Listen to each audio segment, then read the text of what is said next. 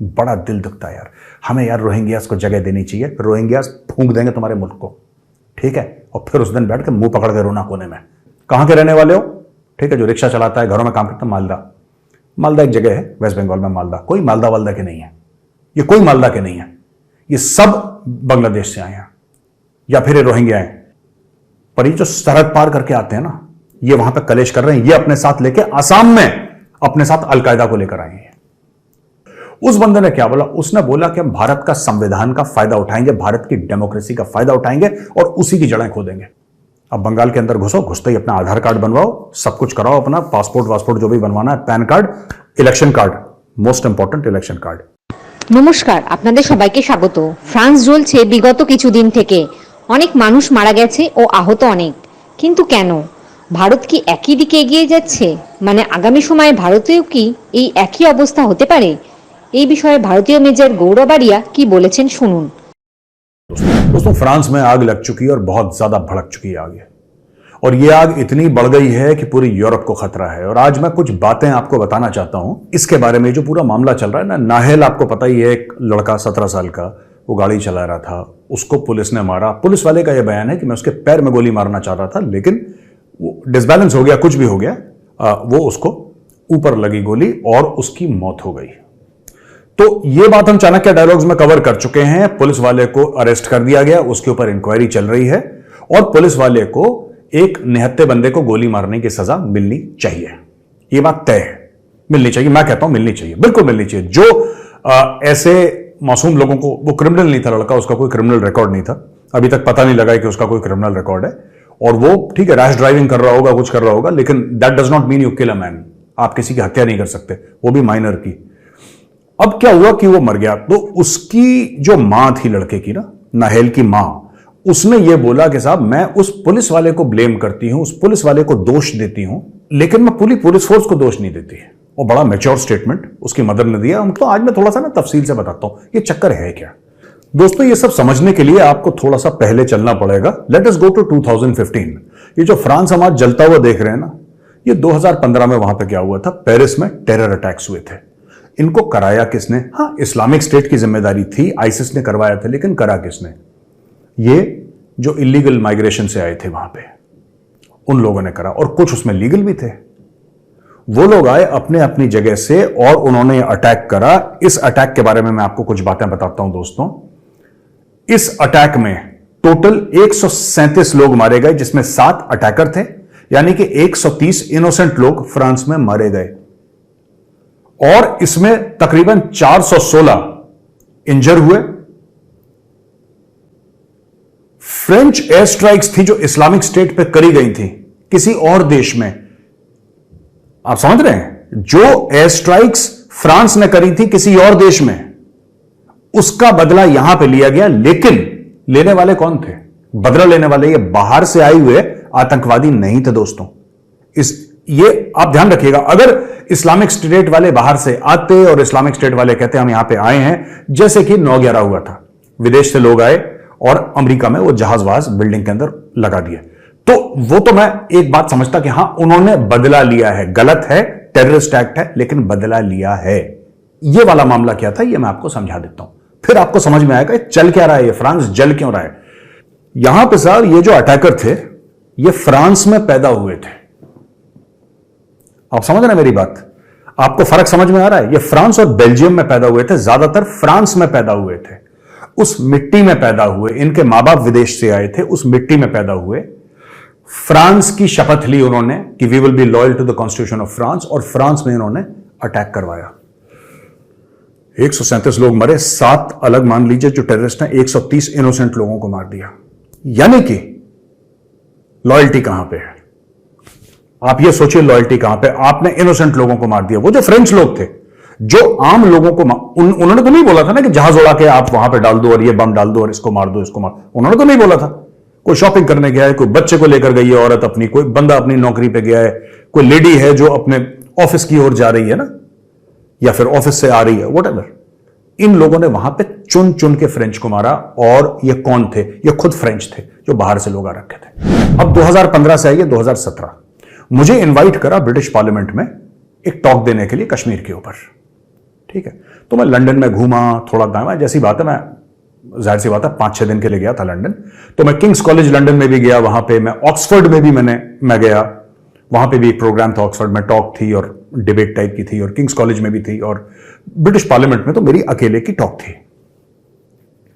अब दोस्तों हुआ ये कि वहां से जब मैं आया तो मैंने एक आर्टिकल लिखा, द कैलिफ ऑफ लंदन, और संडे गार्डियन है जो न्यूज़पेपर बड़ा मशहूर, संडे गार्डियन ने यह छाप दिया। आज की तारीख में वो वहां से गायब हो चुका है आर्टिकल, वो आर्टिकल गायब हो चुका है, लेकिन ये मेरा ट्वीट है, आप ये देख सकते हैं। और ये मैंने अपने जो ब्लॉग पे वर्डप्रेस पे इसके इनिशियल 2-3 पैराग्राफ डाले थे, फिर मैंने बोला था read the entire article here, वो आर्टिकल की लिंक से आर्टिकल गायब है। वो था क्या?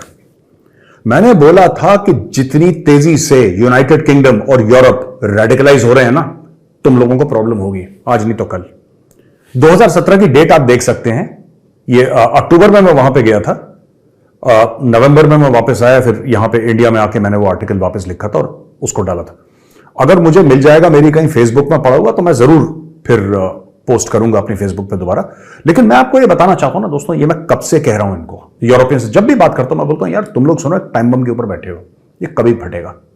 क्योंकि तुम लोगों ने बेवकूफी ऐसी करी कि तुमने अपने दरवाजे खोल दिए, तुमने बोला कि ये आ जाओ, हमारा दिल बड़ा धड़कता है, typical woke left liberal mentality कि we know what to do, you don't know what to do, you don't realize the danger. देखो बात ये नहीं है कि वो मुस्लिम हैं, हिंदू हैं, सिख हैं, ईसाई हैं, वो प्रॉब्लम है ही नहीं। प्रॉब्लम यह है कि देश में एक आने का तरीका होता है। मैं भारत पे भी आऊंगा, इसके बाद मैं भारत पर भी आऊंगा, ठीक है। लेकिन मैं आपको बताना चाहता हूं कि जो लीगल लोग हैं, जो वहां पे पैदा हुए हैं, और जो इलीगल हैं, आपको एक माइंडसेट तय करना पड़ेगा कि अगर आप फ्रांस में आ रहे हैं, अगर आप बेल्जियम में आ रहे हैं, अगर आप यूके में आ रहे हैं, तो वहां की वैल्यूज से आप अलाइन होते हैं कि नहीं होते। वहां के जो संस्कार हैं, जो भी वो अपने अपने कल्चर, अपना संस्कार मानते हैं, आप क्यों जाते हैं अगर आप उनके संस्कार नहीं मानते? आपको वहां पे भी शरिया चाहिए? यार ये कैसी बात होती है, मुझे एक बात समझ में नहीं आई।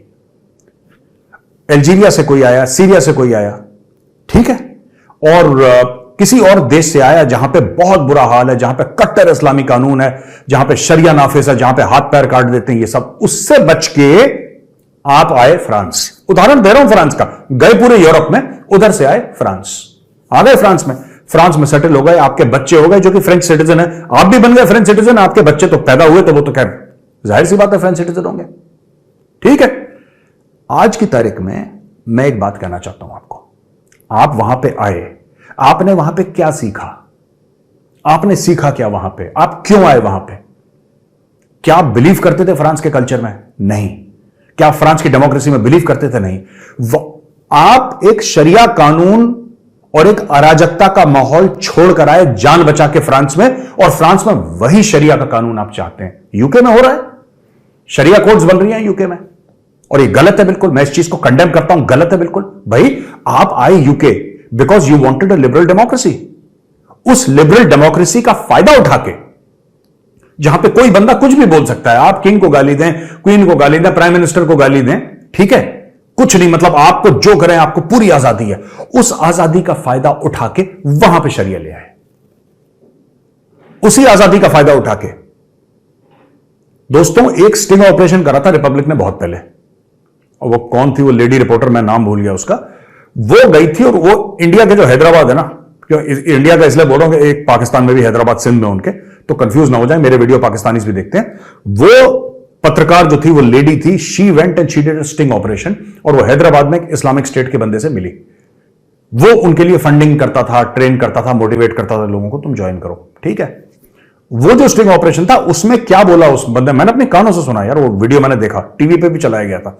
उस बंदे ने क्या बोला? उसने बोला कि हम भारत का संविधान का फायदा उठाएंगे, भारत की डेमोक्रेसी का फायदा उठाएंगे, और उसी की जड़ें खोदेंगे। कल अगर आप ये कोई भी राइटर्स को आप पकड़ लेंगे फ्रांस में जो आग लगा रहे हैं, ये विक्टिम कार्ड प्ले करेंगे यार, ये विक्टिम कार्ड प्ले करेंगे। आप बोलेंगे कि यार हम तो यहां पे माइनॉरिटी हैं, आप हमारे साथ ये कर रहे हैं, ये कर रहे हैं, ये कर रहे हैं। देखो, जो पुलिस वाले ने नाहेल को गोली मारी, उस पुलिस वाले को जेल में डालो, अगर उसकी सजा फांसी है फ्रांस के कानून के तहत, उसको फांसी दो।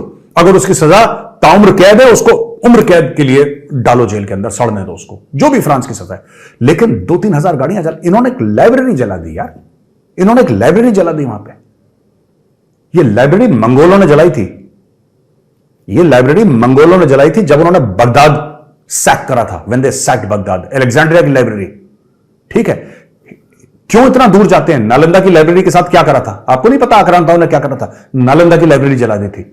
वो बख्तियार खिलजी, क्या नाम था उसका, नालंदा की ये मेरा एक कोर्समेट है, उसका नाम है कर्नल संदीप परिजा। तो आज सवेरे जब हम लोग बात कर रहे थे ना अपने ग्रुप पे, हमारा जो व्हाट्सएप का ग्रुप है मेरे कोर्समेट्स का, सारे फौजी हैं उसमें, तो उसने एक बड़ी इंटरेस्टिंग बात लिखी, कर्नल संदीप परिजा ने। संदीप परिजा यह कहता है कि जब आपको किसी के कल्चर को चोट पहुंचानी हो, उसकी सोच को चोट पहुंचानी हो, ठीक है, सारा कुछ कहां पे मिला जुला रहता है? किसी लाइब्रेरी में। किसी भी देश, किसी भी मुल्क का जो टोटल कल्चर है वो कहां पे रहता है? उस लाइब्रेरी में रहता है। वहां पे रिटन रिकॉर्ड्स रहते हैं। वो लाइब्रेरी है, एक बड़ी पावन जगह है, एक साफ जगह है, पाक जगह है। आप लाइब्रेरी को जलाओ। ये इन लोगों ने पेरिस में लाइब्रेरी जला दी। आप सोचिए, लाइब्रेरी जला दी क्यों? क्योंकि आप ऐसी चोट पहुंचाना चाह रहे थे कि वो तिलमिला जाए। मोरक्को का वर्ल्ड कप का मुकाबला हुआ। मैं मोरक्कन से एक बात कहना चाहता हूं, क्यों करते हो ऐसा यार? जिस थाली में खाते हो उस पर छेद क्यों करते हो यार तुम लोग? क्यों इतनी गद्दारी है? जो मुल्क तुम्हें रोटी दे रहा है, जो तुम्हें खाना दे रहा है, तुम्हें रोजगार दे रहा है, तुम्हें इज्जत दे रहा है, तुम उसके साथ ऐसा क्यों करते हो यार? मैं मोरक्को वालों से पूछना चाहता हूं, खून में गद्दारी है क्या? कहते हो साहब हमें बड़ा बुरा लगा, फ्रांस ने हमारे ऊपर राज करा था, हमारे ऊपर इंग्लैंड ने राज करा था। और सर थॉमस रो की अगर वहां से लें तो काफी सालों तक, it is not 2 centuries as most people से, it is in many places more than 2 centuries। कई जगह 2 centuries से, 200 साल से ज्यादा राज है। वैसे 190-200 की हम लोग बातें करते हैं। आपने कितने हिंदुस्तानियों को देखा वहां पे जाते हुए? आपने देखा हिंदुस्तानियों को? फ्रांस में हिंदुस्तानी पहुंच गए, इंग्लैंड में पहुंच गए, सबसे ज्यादा पैसा हमारे पास है। यूएस में सबसे ज्यादा पैसा हमारे पास है। आपने कब देखा किसी हिंदुस्तानी को बोल के हम राइट करेंगे, हम ये तोड़फोड़ करेंगे, लूटपाट करेंगे? आपने देखा कभी? अब फ्रांस में अब आइए, 2023 में क्या हो रहा है भैया? पूरे मुल्क को आग लगा दी, पूरे मुल्क को आग लगा दी। इन्हीं लोगों ने अटैक भी करे थे फ्रांस में 2015 में, जो मैंने आपको पहले बताया था। यार जब मैंने वो आर्टिकल लिखा ना, द कैलिफ ऑफ लंदन, तो मुझे बोला ये मेजर गौरवारिया कम्युनल है, मतलब कि तुम हमारी गर्दन काट दो। और हमने अगर ये बोला साहब दर्द हो रहा है, मत काटो गर्दन, तो तुम कम्युनल हो। आपके यूके में there are sharia courts running. UK में यानी कि इंग्लैंड में ऐसी जगह हैं बॉस जहां पे वो अलाउ नहीं करते। There are some Muslims who do not allow non Muslims to enter that area. ऐसा क्यों है मैं जानना चाहता हूं। वो यूरोप है, उसको रहने दो। नहीं, आप छोड़ कर आए। आप अच्छा एक और चीज देखी होगी आपने, कभी आपने नोट करा कभी? आप जब भी फसाद देखेंगे ना बाहर हुआ, जब भी फसाद देखेंगे आप बाहर हुआ, आपको इसमें पाकिस्तानी, मोरक्कन, कुछ कुछ कंट्रीज के आपको लोग इन्वॉल्व दिखेंगे। ठीक है, मोरक्को के दिख गए, या आपको यमन के दिख गए, आपको सोमालिया के दिख गए, आपको इन कंट्रीज के दिखेंगे। आपको किसी भी टेररिस्ट एक्ट में विदेश में आपको इंडियन मुस्लिम नहीं दिखेगा। ठीक है, आपको ज्यादातर छोड़ के 9/11 आपको ज्यादातर यूएई के लोग नहीं दिखेंगे। यूएई के तो थे भी नहीं उसमें, खैर देवर फ्रॉम सऊदी, बट जनरली आपको यूएई, दुबई यूएई के नहीं दिखेंगे। वो अपने काम से मतलब रखते हैं। आपको इंडोनेशिया वाले ना के बराबर दिखेंगे, मलेशिया वाले ना के बराबर दिखेंगे आपको। ठीक है, और इतने ज्यादा मुस्लिम मुल्क नहीं दिखेंगे। ये 4-5 मुल्क हैं जहां से गड़बड़ हो रही है। 4-5 मुल्क हैं। और मैं ये जानना चाहता हूं कि यूरोप तुम कर क्या रहे हो यार? तुम कर क्या रहे हो? ये तुम्हारे कॉन्टिनेंट को फूंक डालेंगे। और आज मैं एक बात कहना चाहता हूं, यही चीज असम में हो रही है। ठीक है दोस्तों, असम में हो रही है। असम में जो पुराने असमीज हिंदू और मुसलमान है वो चुपचाप रह रहे हैं प्यार मोहब्बत से। पर ये जो सरहद पार करके आते हैं ना, ये वहां पे कलेश कर रहे हैं। ये अपने साथ लेके असम में अपने साथ अलकायदा को लेकर आए हैं। आप जाके मीडिया रिपोर्ट्स चेक कर लीजिए, असम में इस वक्त अलकायदा ऑपरेशनल है। हमारे असम में अलकायदा है। ये बाहर से ये सब लेकर आए हैं गंद, ये जमातुल इस्लामी और ये सब दुनिया भर का ड्रामा। ठीक है, और दोस्तों इसीलिए मैं कहता हूं, जो लोग यहां पे भारत में कहते हैं ना, बड़ा दिल दुखता है यार, बड़ा दिल दुखता है यार। हमें यार रोहिंग्यास को जगह देनी चाहिए। रोहिंग्यास फूंक देंगे तुम्हारे मुल्क को। ठीक है, और फिर उस दिन बैठ के मुंह पकड़ के रोना कोने में, जिस दिन फूंक देंगे तुम्हारे मुल्क को। नोएडा में, मैं भाई साहब नोएडा में रहता हूं, आपको बात बताऊं, आप जिस बंदे से पूछो कहां के रहने वाले हो, ठीक है, जो रिक्शा चलाता है, घरों में काम करता है, मालदा एक जगह है वेस्ट बंगाल में, मालदा। कोई मालदा वालदा के नहीं है, ये कोई मालदा के नहीं है, ये सब बांग्लादेश से आए हैं या फिर ये रोहिंग्या हैं। इन्होंने अपना नाम बदला, एक हिंदू नाम डाला अपने आधार कार्ड पे, वहां से आधार कार्ड बनाया, कहां के हो? मालदा। कहां के हो? मालदा। सब मालदा के हैं, पूछ के देख कभी कहां के रहने वाले? मालदा। मैं पहले भी बोल चुका हूं, मैं अभी भी कह रहा हूं, और जो हमारे माननीय मुख्यमंत्री जी हैं योगी जी मैं कह रहा हूं, डोंट बी सरप्राइज सर, आप आश्चर्यचकित मत हो जाइएगा। अगले 10 साल में अगर इस एरिया का, गौतम बुद्ध नगर में, एक एमएलए आपका बांग्लादेशी निकल जाए तो, एक एमएलए आपका बांग्लादेशी निकल जाएगा, जिस स्पीड से यहां पे, क्योंकि यहां पे तरक्की हो रही है। गौतम बुद्ध नगर, नोएडा, ये पूरा जो एरिया है, ये वाला यूपी का, इधर बिल्कुल ऐसा एक्सीलेटर पे पैर रख दिया कि फिल्म सिटी यहां पे बन रही है, जेवर का एयरपोर्ट यहां पे बन रहा है, कंस्ट्रक्शन एक्टिविटी यहां पे हो रही है, मल्टीनेशनल कंपनियां यहां पे पैसा लगा रही हैं, अरबों डॉलर का गेम यहां पे चल रहा है। तो जाहिर सी बात है, जिसको एम्प्लॉयमेंट चाहिए यहां पे आएगा, और ये सब लोग वहां से आ रहे हैं। अब बंगाल के अंदर घुसो, घुसते ही अपना आधार कार्ड बनवाओ, सब कुछ कराओ, अपना पासपोर्ट वासपोर्ट जो भी बनवाना है, pan card, election card, most important election card, ठीक है। आप जाओ और देखना, जब बंगाल में इलेक्शन होंगे, एक फोन आएगा, सबके सब ट्रेन पकड़ के वापस वहां पे कि जी छुट्टी जाना है घर पे, वोट दिया वापस। कुछ लोग हैं जो यहां पे, जो बंगाल में नहीं जाते। एक बहुत बड़ा यहां पे एक बांग्लादेशियों का जमावड़ा है। प्रॉब्लम ये है ना, मैं आपको बताता हूं, यूरोप में भी यही प्रॉब्लम है, भारत में भी। जब आप कहते हो ना खतरा है, ये प्रॉब्लम है, लोग कहते तुम कम्युनल लो। भाई मैं कम्युनल नहीं हूं, मैं कह रहा हूं कि जिसको भी आना है हमारे देश में, एक फॉर्मल प्रोसेस है, आप प्रोसेस के तहत आइए हमारे देश में।